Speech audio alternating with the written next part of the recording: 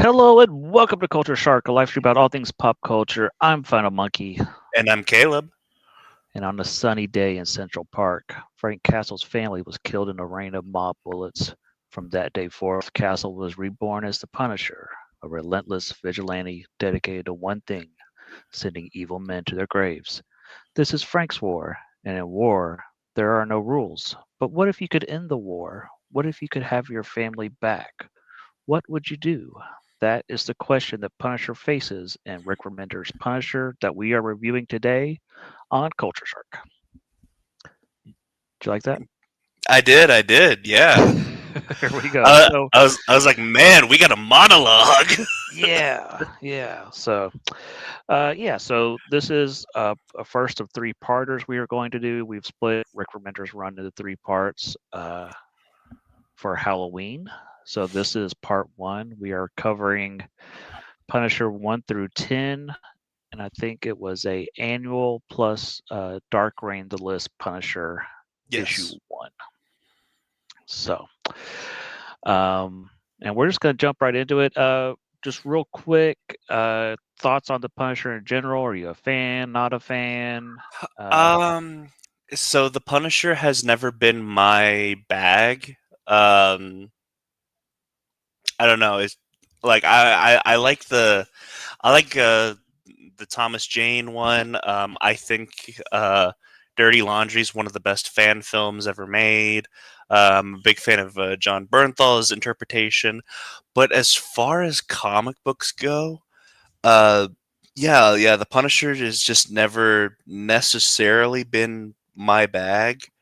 Uh, just because I mean, the whole point is, he goes further than um, anybody else does. As far as like killing villains and killing people, and I don't know. I'm a Batman guy where the most interesting part is Batman doesn't kill. right. So uh, yeah. So going into this, yeah, Punisher's not really my bag. I mean I do like Punisher Max, but like that's like almost a parody of itself. In general, I agree. Punisher is a tough character to get right, and I don't think most writers get him correctly, with the exception of Garth Ennis. I love Garth Ennis's run on the Punisher. Hmm. That is a lot of fun, and I highly recommend his run on the Punisher. So I'm kind of in the same boat. I think Punisher is the most fun when you throw him against other Marvel characters like Spider-Man, which we do get a little bit in here. It's a fun contrast of the heroes are trying to stop the villains, and they're also having to deal with the Punisher. Uh, Always fun. Yeah, So I think my favorite Punisher is probably written by Frank Miller in Daredevil. That's probably my sure, favorite Punisher. yeah. Um, so we're just gonna do a quick. Did you like this? Did you not like this? And then we're gonna jump into the story. Hmm. I did like this overall. I think this is it's an interesting start to a story, and so I give it a thumbs up so far. Yeah, myself as well. I, I think part of me is almost a little disappointed just because like I know what we're working towards, and that's the stuff that I think I'm more excited about. Yeah. Because when you pitched this to me, you pitched it with I mean, am I allowed to say it? Like it's the name of the book, right? Yeah, we'll go ahead and say it. Since it's Halloween, Frankencastle is where we are heading, where Punisher is Yeah, a Frankenstein monster. So we don't really get that here. This is the setup to all of that. yeah, But we had to read this to get to there. So yeah. So for all like I like it, but for all intents and purposes, this was kind of more like a prerequisite to get to what I actually want to read. right. But there's some characters in here that, as far as Punisher mythos goes, I'm familiar with, and I was excited to see them. So we'll get to Yeah, talking about that. my one complaint for the book is every issue had a recap page, which I love, but they should have used that recap page to explain who some of these villains were. Because if you didn't know who they weren't going to bother telling you or how their powers worked. So Yeah, I think that is my chief complaint is I could have just used a page of info boxes saying this is so and so and this is how their powers work, and it would have made the story a whole lot better. yeah. And unfortunately, I almost think that like, so this is one of those uh this is one of those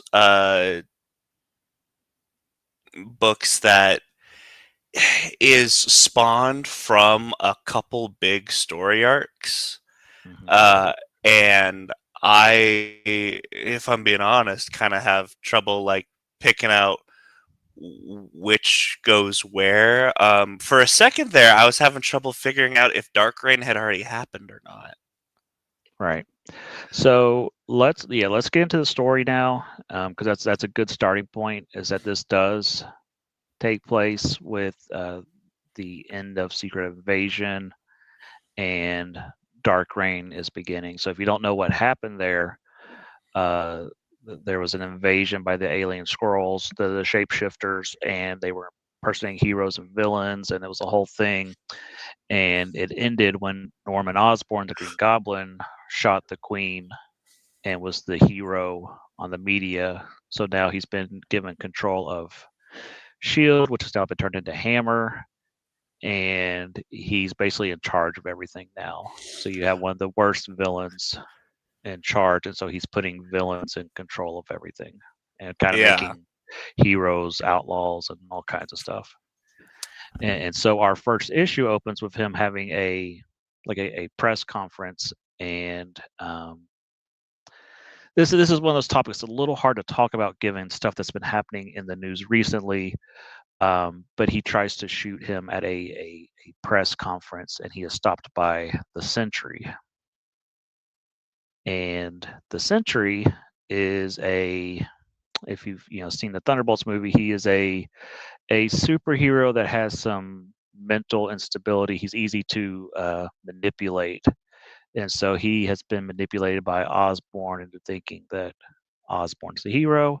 So we open up with basically Punisher versus Superman for our first issue here. yeah, yeah. And I actually, funny enough, I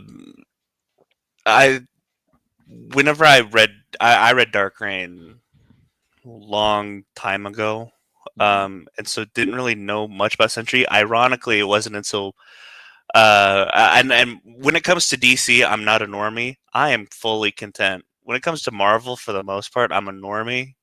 Mhm. And so I didn't really know much about Sentry until Thunderbolts came out.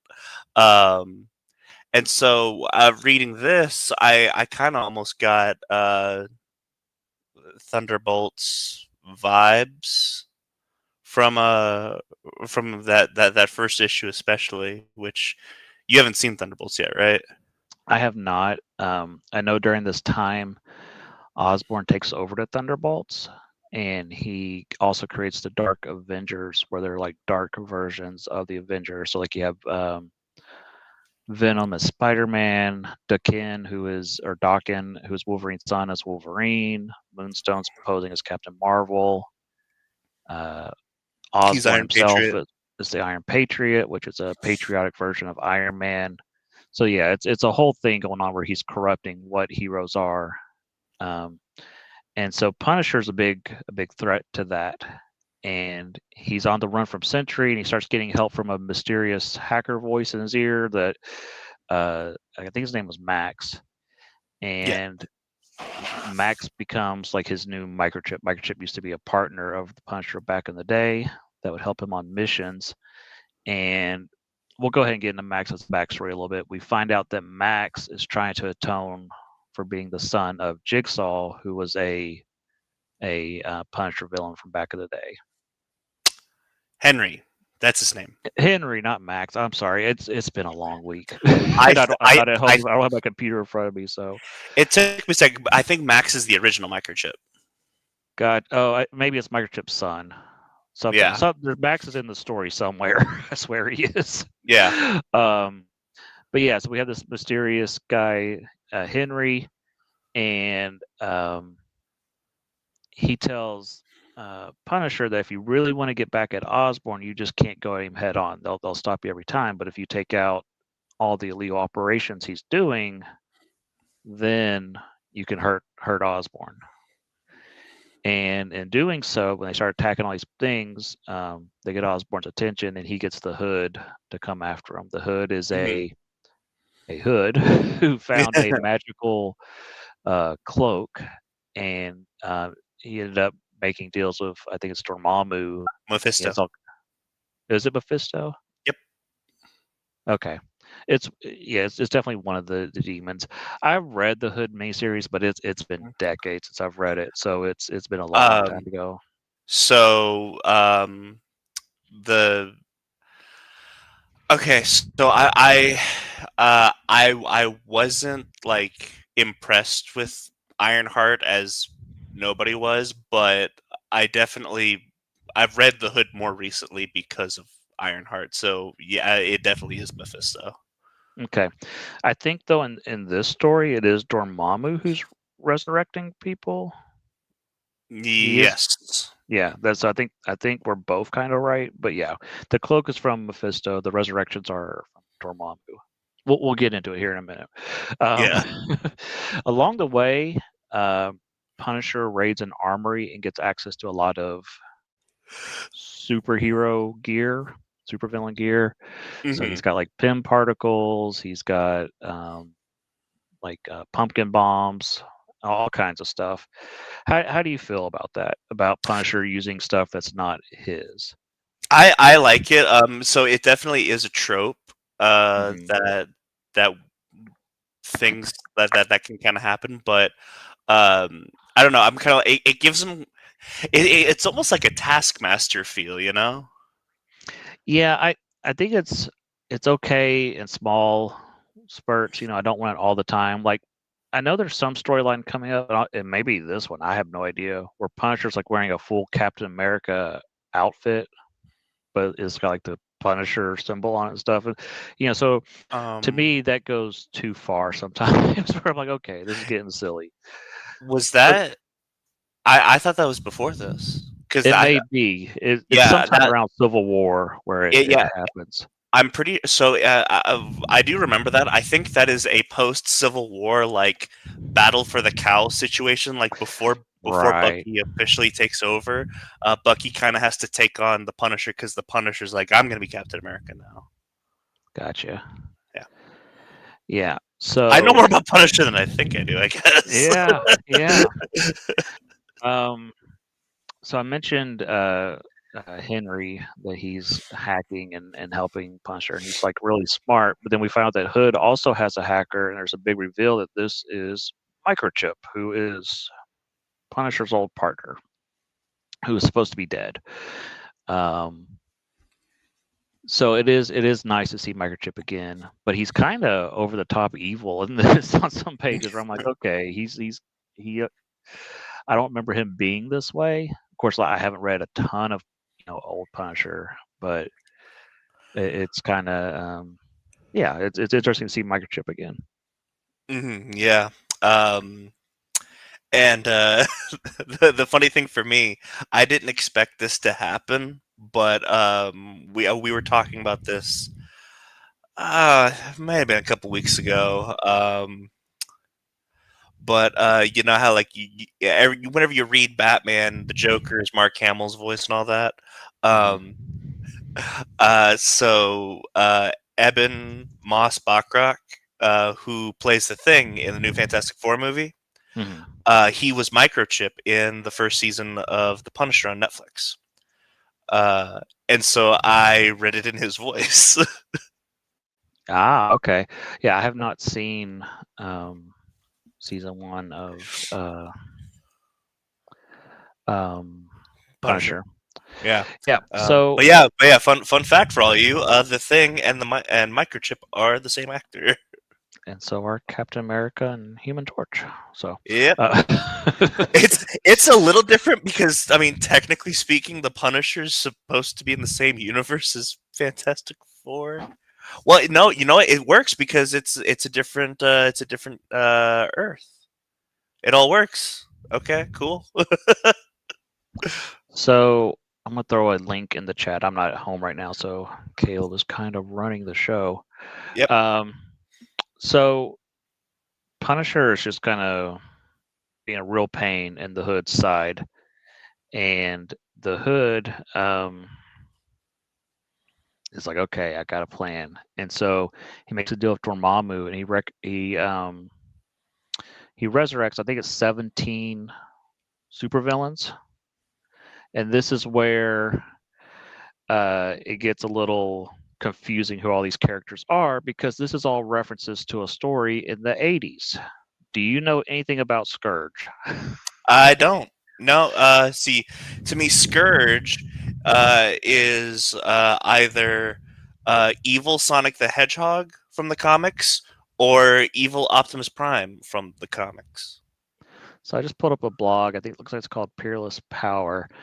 During the 80s, there was a storyline going on mostly in Captain America, but it was all the Marvel titles where this character would just show up in the middle of your comic book just unannounced. Like you'd be reading Spider-Man, also you hear "Justice is served." You'd be like, "What?" And blam, they would shoot the villain. The villain be dead, and he was always like wearing a disguise. And then you wouldn't see it again for 4 months. All of a sudden, he just show up again, "Justice is served," blam, and shoot somebody. And you're like, "Who? What is going on?" And so all the villains started freaking out because there was a scourge of the underworld. And so they went to this bar. Okay, hold on, stop right about there. They went to the Bar of No Name, famous location, and you see they've got metal detector stuff because they're freaking out. They don't know who's going um, to shoot them or who the scourge is. Is this like And the how it should have? Is this like the how it should have ended? Villains Tavern. probably, yeah, it's probably a similar idea. So all these villains gather here, and it's a setup by the scourge, and he kills everybody at this bar. So if you scroll down, it'll probably show the massacre. So right here, that panel, go back up just a hair, where it shows all the people, and this is what I needed in this comic book, where everybody says their name. uh, they all are. Most of these people are the people that get resurrected in this comic book. Quite a few of them are. So this is where So it happens. So Scourge has nothing to do with the Punisher. But the Hood tells all these guys, "Hey, because these people don't know they died. They never knew Scourge was unmasked." And so when he resurrects him, he goes, "Hey, it was the Punisher. You guys got to get the Punisher now." And so right here's where Scourge shoots them all. You can see why they thought it was the Punisher. He kind of looks like the Punisher, and is a master of disguise. We'll stop right there. Let's not go any further. We might read the Scourge story one day. I don't want to reveal who the Scourge actually is, unless okay, you know. Do you know who the Scourge actually is, I or you have no mm, idea what I'm talking about? no. I mean, this really this kind of gives me like Grant Morrison vibes, where like in Grant Morrison's Batman, he's making references to like old Mike Barr storylines that no one has thought about in 20, 30 years, and Exactly. we're gonna make we're gonna make Zuranar canon. Yeah, so it's weird because the story kind of mentions it, and they kind of like it would have been great if there was like a 3-page like recap of, hey, well, by the way, here was Scourge. This was a big deal. The villains were all terrified, and behind the scenes, what happened? I think it was what was the name of the writer of Cap at this time? The one that died. I can't think of his name. Uh, anyhow, I know it starts off with G, but I cannot think of the guy's name. Who?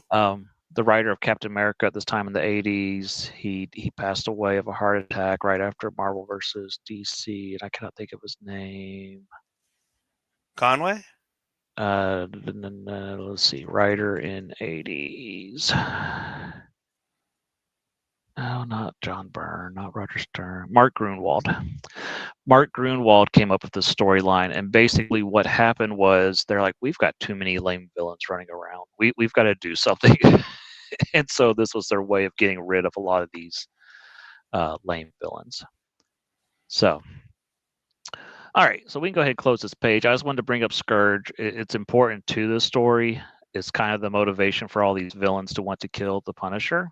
The Hmm. the other motivation is the Hood has told them if you can kill him in 30 days, you get to stay alive. If not, the spell's going to wear off and you're going to return to the grave. Microchip has been told if you get me the Punisher, I'll bring your son back to life. And so that is what is motivating everybody to go get the Punisher. So then these villains are kind of like, let's work together, and then they're kind of like, some are like, no, we're going to do our own thing. Some of them go and assault G.W. Bridges' family. Do you know who G.W. Bridge is? I don't. He's a Cable character. He was introduced when Cable and Deadpool and all them came out by Rob Liefeld. He used to look a lot skinnier. I've got his action figure. He's got he was like a big deal back in the 90s, and now he's a lot more heavy set. I guess he's retired. There's apparently some history of the Punisher I don't know anything about, and so it's interesting to see GW Bridge here again. And again, there's no recap page about him saying, "Oh yeah, this was a Shield agent that used to hunt Cable back in the day." There's none of that. They just kind of I throw him in the story like you know who he is. I gotta be honest. The more you tell me about this, I'm like, I don't think I read the story. Like, I mean, I read it, but I'm You've like, read it. There's a lot of stuff it does not explain to you. It's just throwing you into it.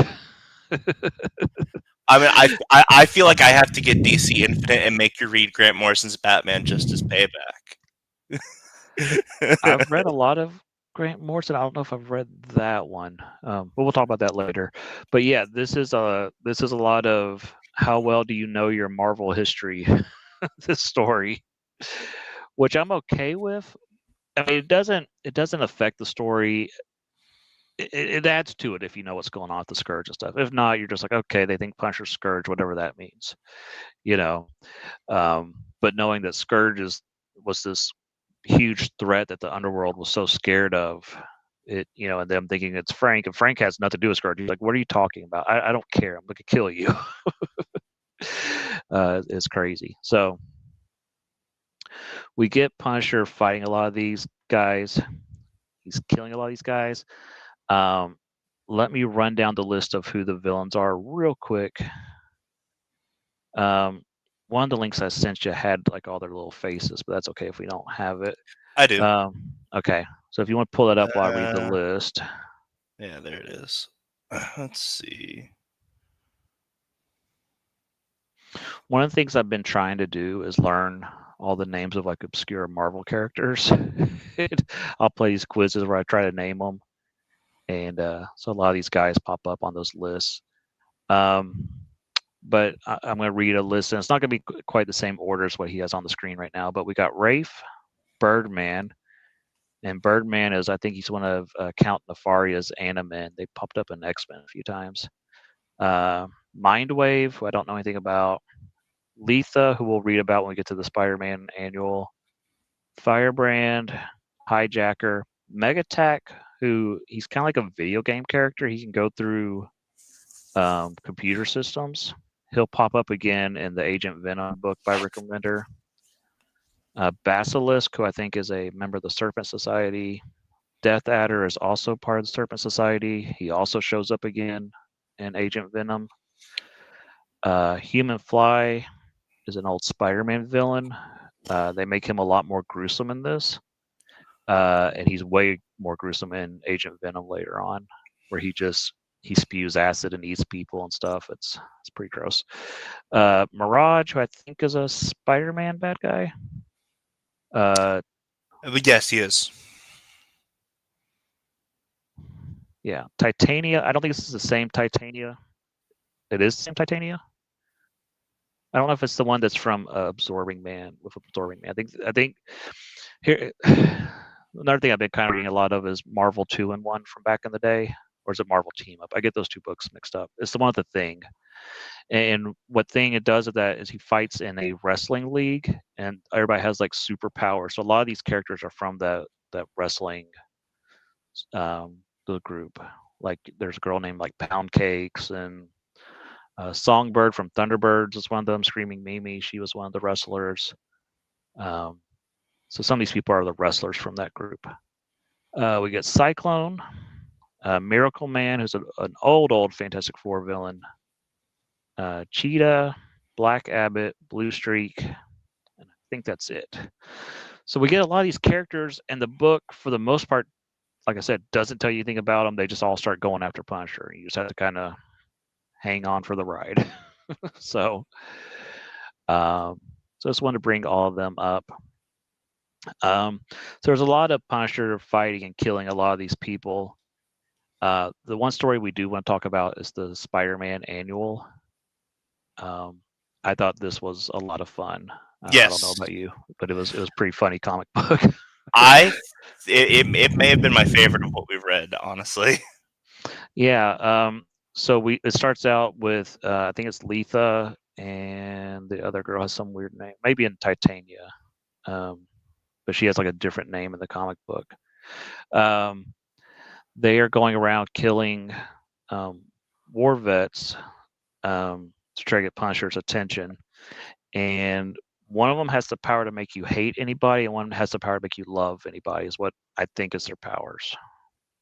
And so they'll go in a room full of war vets that are having like a counseling session and make them all hate each other and kill each other. Um, so this, of course, gets Frank's attention. He's hunting them down, and during the fight, Spider-Man shows up. So the girl with the hate powers, first they try to use it on Frank, and it has no effect on him because he's a psychopath. And then they use it on Spider-Man, and then Spider-Man is trying to kill Frank. If you've read a lot of Spider-Man comic books, you know that Spider-Man is always holding back how strong he really is. So if Yes. you have a Spider-Man out of control trying to kill you, it's going to be bad. It's going to be really bad. Um, I think there's an issue of Superior Spider-Man where Doctor Octopus is in Spider-Man's body and he accidentally punches somebody's chin, like dislocates it because he punches him so hard. Remember what I'm talking about? It was like, Yeah. was it Scorpion or it may have been Scorpion? He punched that hard. Um, but yeah, Spider-Man, if he really wanted to hurt somebody, he could really hurt somebody. Um, and so what's fun is, there's moments like, I'm going to kill you, Frank, and then he starts fighting. It's like, get out of here right now. I can barely control this. It reminds me a little bit when Marvel Zombies, where Spider-Man has those moments of lucidity where he's kind of fighting everything. Um, so then they try an opposite tactic and hit him with the love spray, which is this part where I was cracking up, where he's like, "I love you, Frank," and he's all trying to hug him and stuff. Just really funny. Like, I think Rick Remender is good at telling dark, thrilling stories, but when he wants to do comedy, he can also do comedy, and this was a lot of fun. and uh, so Punisher ends up using some of Doctor Octopus's arms. They had Pym particled and shrunk, and he makes them grow in it and attacks Spider-Man, and so Spider-Man falls in love with the arms, and they're like, "We're gonna sell these pictures on the internet." Just a lot of fun. This annual was just a hoot. I really liked Oh it. yeah. Definitely, definitely. So then it gets back to being serious again. They return to the normal Punch storyline. I don't remember who captures him because I had to read these in a hurry this week. But he ends up captured and ends up face to face with the Hood, and they have captured a GW Bridge, and they're like, Microchip's like, look, we can resurrect your family right now. All you have to do is take the knife and kill GW Bridge, and the war is over. You can have your family back and go back to being normal. And Punisher ends up like, screw you, and attacks him. GW Bridge ends up getting stabbed anyways. Frank's family comes to life, and before they can step out of the casket, uh, Castle immediately sets them all ablaze and kills them all, including Microchip's son. And Microchip's freaking out. So let's talk about this. Hmm. There was stuff I knew about this. I know I knew kind of what happened in this first part going into this. I remember when it happened, 20 years ago, and then I know they gets turned into Frankencastle. Past that, I don't know what happens after that in the story because this was all extremely controversial at the time. This issue where he sets his family ablaze. And then a couple issues later, when he turned into Frankencastle, the people online lost their minds over all this. They were like, Marvel has broken the Punisher. What are you doing? If you recall, back during the original Marvel Knights, there was a story where they turned Punisher into an angel. People really hated that story. So here we have another story where they are monkeying around with Punisher again, and fans were not happy. So a lot of people argued that Frank would have never done this to his family. So let's talk about this. Okay. um, I think there's a there's a few different ways to look at this. A, um, I had all these listed there, and I'm trying to remember them off the top of my head. Frank does not believe this is his family. That's one theory. Is that, oh, this is a deal with the devil? Um, I've seen this before. This is not my family. I'm not even going to give them a chance to tempt me. They're gone. Okay, that's one way of looking at the scene. Okay. The other is, if I let my family see me like this, they will hate me. They will hate what I will become, and I cannot stand for them to see me like this. I'm going to put them out of their misery right away so they don't go through the misery of seeing what I become in their name. Okay. Okay. I didn't. So Uh, the way I took it, I took it closer to the to the former.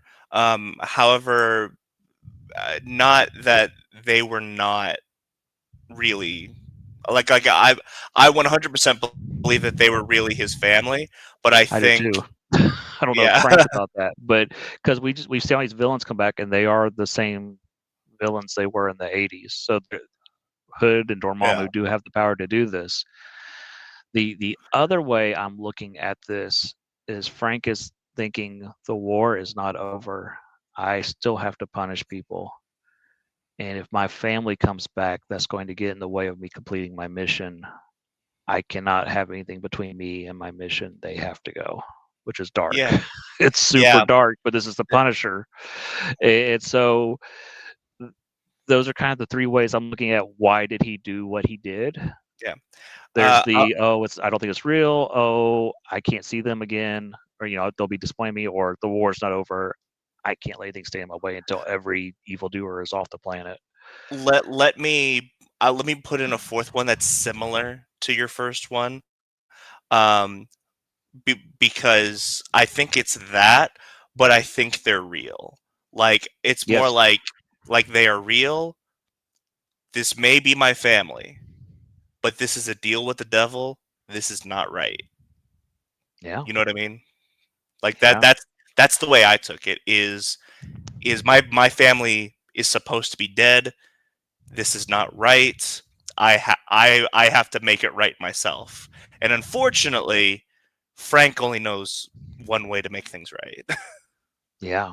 I think this is the most interesting part of the 11 or 12 issues we read. This is I the agree. this is why Rick Remender's telling this part of the story, and I think it's fascinating. He doesn't dwell on it long because it's the Punisher, but it's a fascinating what do you do in his situation type thing, Yeah, 100%. um, so Punisher escapes. He tells Henry things are over, and Osborn's like, "This is ridiculous. We got to deal with Punisher now. He's one man with no powers, and he's causing me all this grief. I'm not screwing around with the Hood anymore. I'm sending in everything I have, all of Hammer's resources. Uh, And starting with Dakin, son of Wolverine, we're gonna kill the Punisher. Which And um, honestly, I always thought that Norman was kind of smarter than that. Cause like I'm surprised he even let it get this far. yeah, yeah. I think if anything, Norman's distracted. He's doing a lot of things at once right now, and this is just a little hindrance off to the side. He's like, okay, well, I'll let someone else deal with this right now because I'm trying to run Thunderbolts. I'm trying to run the new Avengers. Or the Dark Avengers or whatever. He's all over the place right now, and so this is just a little thing over there that okay, I'll deal with that when I get to it. And now it's like okay, you know what? It's time. This has gone too Yeah, far. Um, and so they deal with it, and there's a brutal fight between Punisher and Daken in the sewers, and Punisher being surrounded by Shield, and then Daken just hacks Punisher to pieces and cuts off his arms, cuts off his head, and throws him off the building and kills him. And which is a that's very where Wolverine thing to do. and that is where part one of our story ends. um, one of the things I think that's a shocking ending, but at the same time, you turn the page and it says next Frankencastle and has a big picture of him as Frankenstein. I'm like, that would have been such a cool surprise, and you ruined it on the next page. Yeah.